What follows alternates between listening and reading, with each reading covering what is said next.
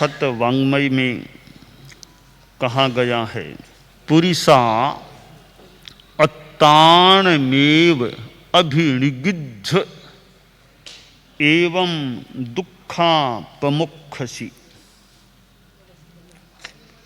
हमारी दुनिया में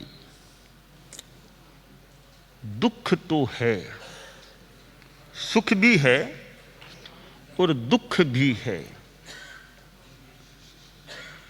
अनेक बार आदमी अपने चिंतन के कारण से दुखी बन जाता है और चिंतन में बदलाव आता है तो वह दुख दूर भी हो सकता है। परिस्थिति कठिन है, एक आदमी उससे दुखी हो रहा है तो दूसरा आदमी दुखी नहीं भी होता है।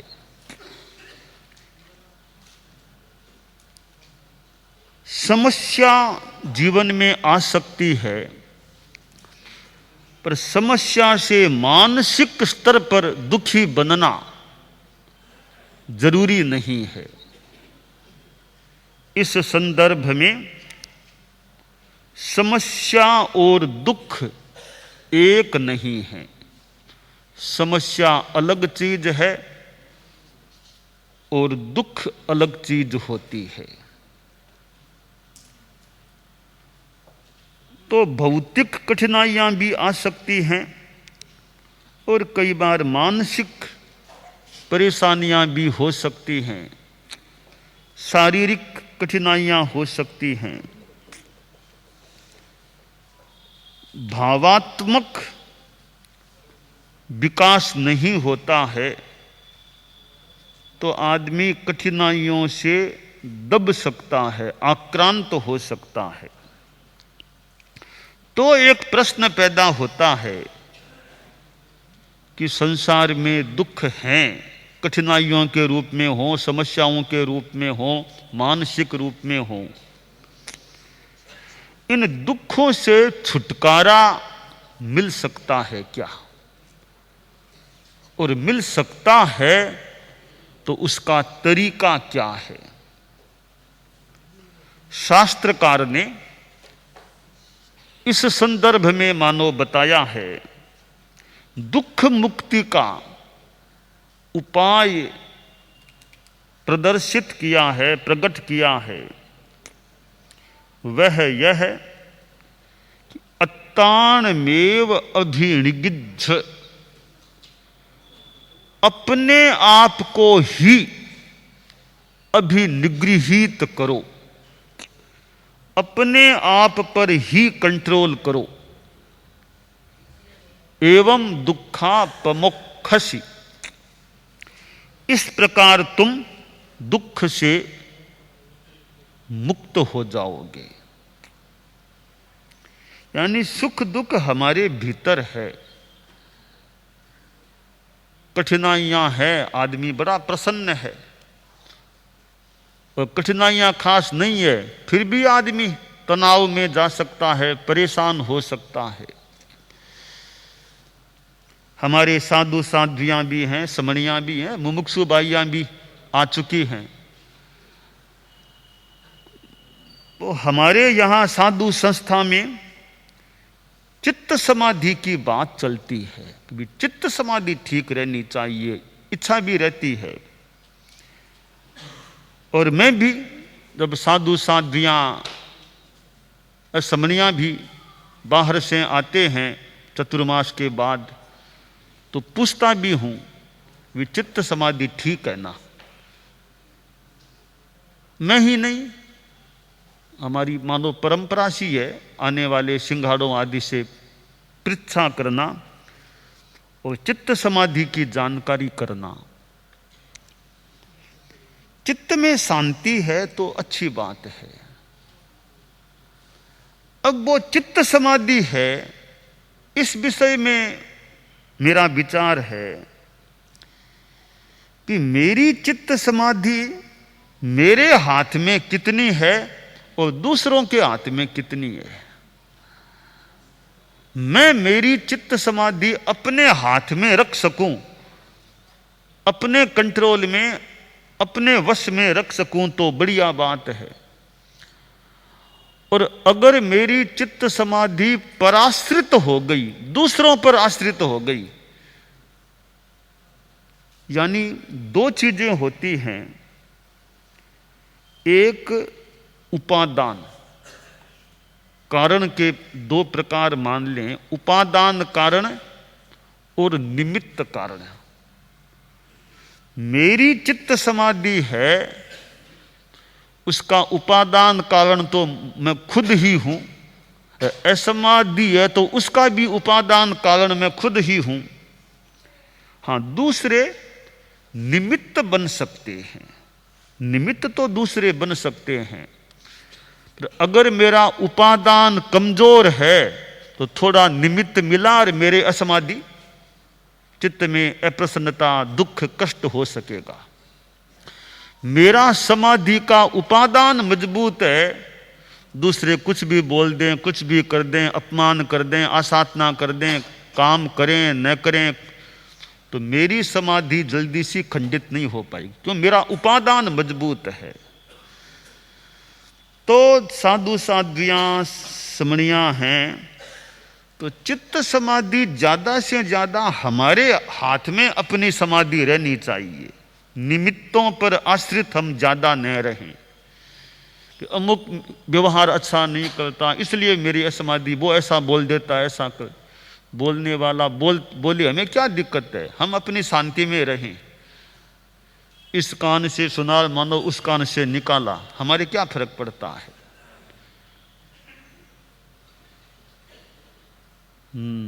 इत्थम्पि अग्गहे चरे, आगम का सुंदर सूक्त है, का अरई के आनंदे, इत्थम्पि अग्गहे चरे, क्या तो अरती है और क्या आनंद है।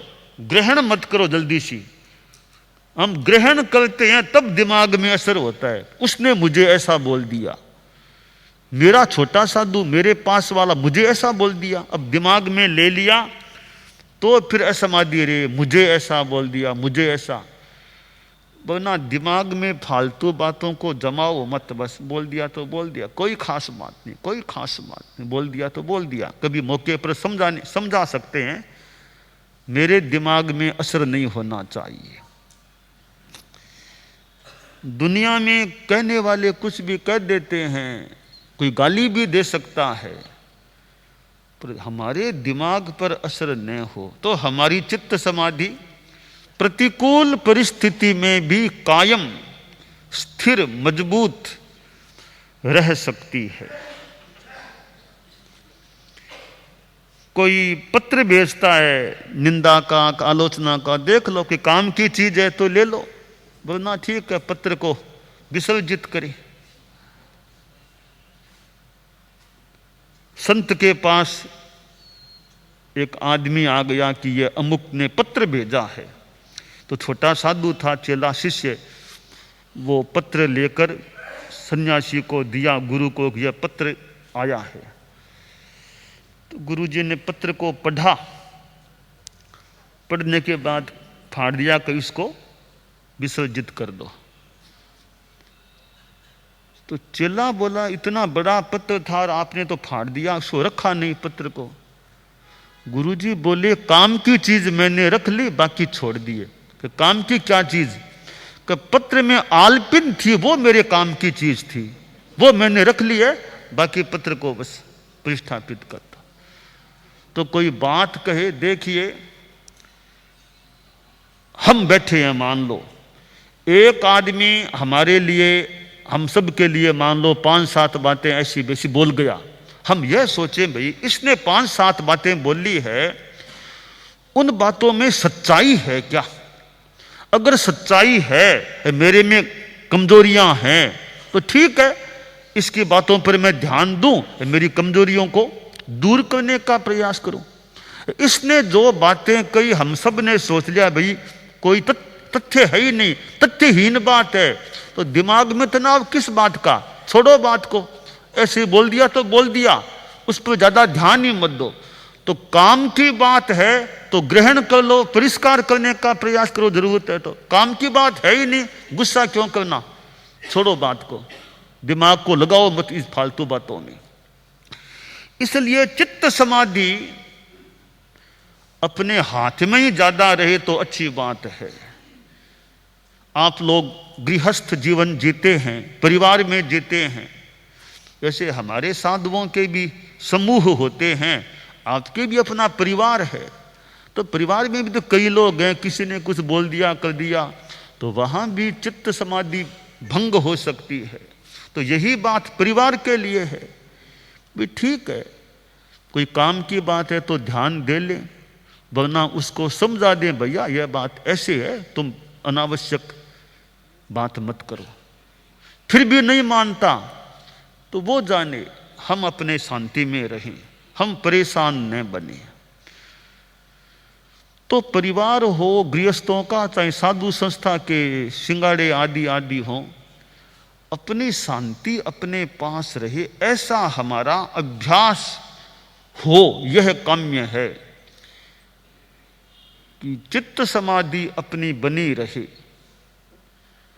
तो चित्त समाधि में उपादान और निमित्त, निमित्त हावी न हो, निमित्त होने पर भी, निमित्त प्रतिकूल होने पर भी हमारी शांति का भंग न हो, शांति खंडित न हो, इतना हमारा चित्त समाधि का उपादान यानी सहन शक्ति, समता की शक्ति मजबूत हो जाए, यह अपेक्षित है। वाटर प्रूफ है, उस पर पानी का असर नहीं होता।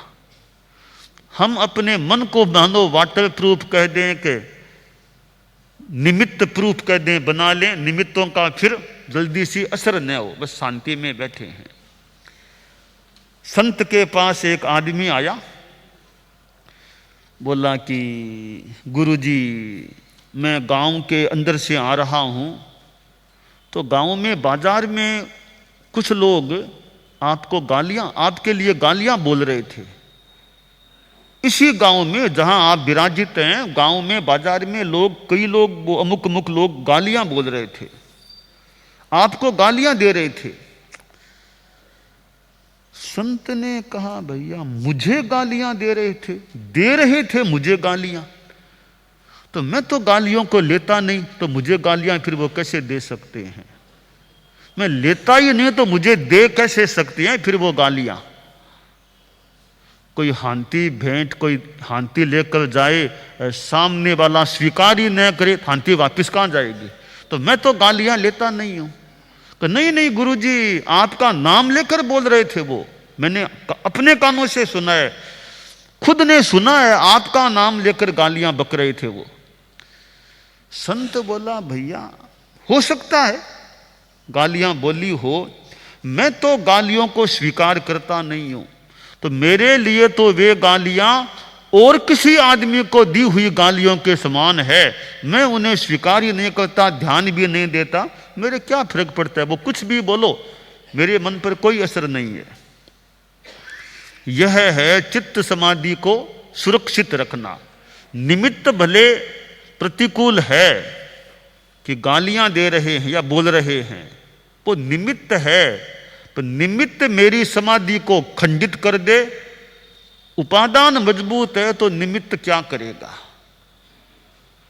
तो हम चारित्रात्माएं हैं, समणियां भी है, आप लोग भी हैं, सब साथी हैं, समाधि सबको चाहिए।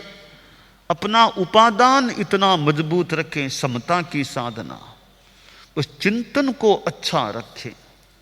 चिंतन अच्छा होता है फिर समाधि रह सकती है। चिंतन बढ़िया नहीं रहता कि मुझको ऐसा बोल दिया, मेरे बेटे ने मुझे ऐसा बोल दिया, मेरे बेटे ने ऐसा क्यों बोल दिया तो बोल दिया।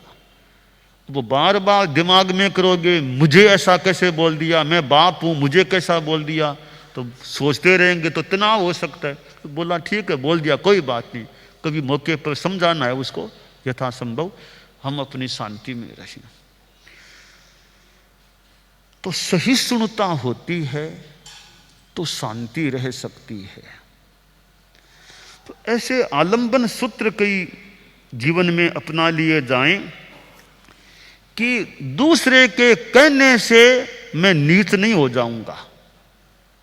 नन्नस्य वयना चोरो नन्नस्य वयना साहू अप्पा अप्पम बियाने। दूसरे के कहने से कोई चोर नहीं बन जाता है, दूसरे के कहने से कोई बड़ा नहीं बन जाता है। मैं तो हूं जैसा ही हूं, कोई कुछ भी बोल दे तो आदमी ये सोचे उसने मेरे बारे में बोला है तो उसके कहने से मैं थोड़ा ही कोई नीच आदमी हो जाऊंगा।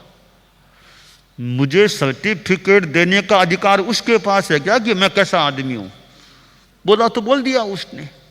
तो नन्नस्य वयना चोरो नान्यस्य बचनात् चौर है। दूसरे के बोलने से कोई चोर नहीं हो जाता है, दूसरे के बोलने से कोई बड़ा आदमी भी नहीं हो जाता है। तो इसलिए दूसरों के द्वारा हम प्रताड़ित, यानी हमारे लिए कुछ बोल भी दिया जाए ऐसा वैसा अपमानजनक, तो उसको लेकर आदमी तनाव न करे। बस ठीक है, उसका वो जाने, उसके कर्म का उदय हो रहा होगा, वो कर्म बांध रहा होगा, ऐसा बोल के मैं अपनी शांति में रहूं। मेरे कर्म न बंधे, मेरे पाप कर्म का बंध न हो। वो संत जा रहा था, रास्ते में कोई डाकू मिल गया, देखा आदमी आ रहा है। डाकू बोला, अरे ठहर जा, अरे ठहर जा, ठहर जा। संत ने देखा, अच्छा ये आदमी बोल रहा है। संत तो साधक था, बोला भैया मैं तो ठहरा हुआ ही हूं, तुम जरा ठहर जाओ। मैं तो ठहरा हुआ ही हूं, तुम जरा ठहर जाओ। डाकू निकट आया, ठहरे नहीं, ठहरो। संत ने कहा, क्या ठहरना है, तुम ठहर जाओ, मैं तो ठहरा हुआ ही हूं। देखो मैं तुमको जानता हूं, तुम डाकू हो, मैं तो स्थितात्मा, अपनी आत्मा में स्थित हूं, अपने आप में ठहरा हुआ हूं। पर तुम जो पापों में गति करते हो, तुम ठहर जाओ, तुम इन पापों को छोड़ो, यह मेरा उपदेश है। विस्तार से बात की, देखो पाप का क्या फल होता है। डाकू चरणों में गिर गया कि बाबा बस आपका संदेश मुझे स्वीकार है, मुझे नियम कराओ, जिंदगी में अब कभी डाका डालना, चोरी करना, लूटपाट करना, हत्या करना, यह काम करने का मुझे त्याग करा दो, मैं भी अपने आप में ठहरने का प्रयास करूंगा। संत का उपदेश, डाकू के कोई अनुकूल योग, और डाकू भी अच्छा आदमी, जो डाकू था अच्छा इंसान बन गया। तो संत की साधना होती है तो उसका प्रभाव दूसरों पर भी पड़ सकता है। पातंजलि योग दर्शन का सूत्र है, अहिंसा यहां प्रतिष्ठायाम तत्सन्निधौ वैरत्याग है, कि मेरे में अगर अहिंसा प्रतिष्ठित हो जाती है तो उसका असर दूसरे पर भी पड़ सकता है, सामने वाले का बैर भाव भी दूर हो सकता है। मेरे में हिंसा आक्रोश है तो सामने वाले में और आक्रोश आ सकता है। तो हम अहिंसा की जितनी साधना करें, अपने आप का निग्रह करें। दूसरों को बस में करना सब जगह हमारे हाथ की बात नहीं है। अब दूसरों को हम कैसे कंट्रोल में करें, नहीं भी कर सके। दूसरा अपनी इच्छा से बोलता है, मैं क्या करूंगा, मैं अपना कंट्रोल कर लूं, मुझे शांति रखनी है, मुझे नहीं बोलना है, मुझे गुस्सा नहीं करना है। साधु साधियों पर कंट्रोल मान लो, हमारे साधु साधियां हैं, मान ले व्यवस्था में हैं, कुछ कंट्रोल कर भी सकते हैं, पर हर इंसान पर हर इंसान कंट्रोल कैसे कर सकता है। तो हमारे धर्म संघ में साधु साध्वियां हैं, समणियां हैं, मुमुक्षु बाइयां हैं, श्रावक श्राविकाएं हैं, इतनी संस्थाएं हैं। तो हमारा धर्म संघ है एक आध्यात्मिकता से जुड़ा हुआ धर्म संघ है। हम अहिंसा पथ के पथिक हैं या पथिक बने रहें, तो उसके लिए अपने आप का निग्रह करना, अत्तानमेव अभिनिगिद्ध, अपने आप का निग्रह करना अपेक्षित होता है। साध्वियों को, समणियों को, कईयों को दीक्षा लिए 25 साल हो गए हैं, 25 वर्ष धवलता आ गई है, धवलता 25 वर्ष हो जाते हैं। तो जिनको 25 वर्ष हो गए हैं, भले यहाँ हैं भले न्यारा में हैं, तिथि से 25 वर्ष हुए हों या दिनांक से हुए हों, जो भी 25 वर्ष आ गए हैं, यानी इतना ऊंचा हो गया, मेरी अब साधना और आगे अच्छी रहे, मैं आगम का स्वाध्याय करता हूँ या नहीं। समणी है तो समणी भी सोचे मैं और कैसे साधना का विकास करूं और कितनी अच्छी सेवा कर सकूं आध्यात्मिक रूप में। साध्वी है तो साध्वी सोचे, सिंगाड़े में है तो सिंगाड़े में कैसे अच्छी साधना करें। और जहाँ भी हैं, समूह में है, सिंगाड़े में है, तो अच्छी सेवा कैसे कर सकें, स्वास्थ्य अच्छा रहे हमारा, अच्छी साधना करें, धर्म संघ की प्रभावना करें, अध्यात्म की प्रभावना करें। तो 25 वर्ष जिनको हो गए हैं, साध्वी समणी जो भी यहाँ वहाँ कहीं पर भी हैं, वे ये सोचें भी 25 वर्षों में कहीं कोई मेरे से गलती तो, बड़ी कोई दोष की बात तो नहीं हो गई है ना। हो गई है और प्रायश्चित नहीं लिया है तो वो मेरी शुद्धि हो जाए। 25 वर्ष एकदम साफ सुथरा, मेरा गलती याद हो तो बड़ी गलती उसकी मैं प्रायश्चित लेकर शुद्धि कर लूँ, और मेरा आगे का जीवन जितना हो उसमें आगम का स्वाध्याय और भी ग्रंथों का स्वाध्याय हो सके तो, अनुकूल हो तो भाषण व्याख्यान देना, सेवा करना, संघ की सेवा करना, साथ वालों की सेवा करना, परिचर्या करना, जितनी सेवा कर सकें। ये हमारे हाथ हैं, ये मानो सेवा से पवित्र हो जाएं, पवित्र रहें। ये हाथ हैं, हाथ में रेखाएं हैं, ये रेखाएं क्या कहती है वो ज्योतिष का विषय हो सकता है। तो हाथ से सेवा कितने करता हूं वो मेरे चिंतन की बात है कि मेरे हाथ दूसरों की सेवा में कितने लगते हैं। मेरे हाथों से एक, पैरों से एक, जितना काम कर सकूं, सेवा कर सकूं। हाथों से भी सेवा होती है, पैरों से भी सेवा होती है। पहले कोई आदमी या व्यक्ति कहता छोटे बच्चे को कि तुम मेरे ऊपर चलो, मेरे शरीर के ऊपर तुम चलो, वो लेट के मेरे ऊपर चलो, मेरा दबना, शरीर का दबना हो जाएगा। तो छोटा बच्चा होता, किसी के दर्द हो रहे, वो लेट गया ऊंधा, तो अब तुम मेरे ऊपर घूमो ऐसे, ताकि मेरी व्यावच हो जाए, ठीक हो जाए। तो पैरों से भी सेवा हो सकती है। इतना ही नहीं, हम पैरों से चलते हैं, जैसे भिक्षा लाते हैं, गोचरी, तो पैर कितने काम आते हैं सेवा के लिए। तो हमारे हाथ भी पवित्र हों, पैर भी पवित्र हो जाएं, कि दूसरों की सेवा में हमारा शरीर लगे जितना संभव हो सके। तो जिनको 25 वर्ष पूरे हुए हैं, 25 वर्ष पर्याय वाले भी जितना हो सके और अधिक आत्मनिग्रह की दिशा में आगे बढ़े। हम सभी आत्मनिग्रह की दिशा में विकास करें, यह काम्य है।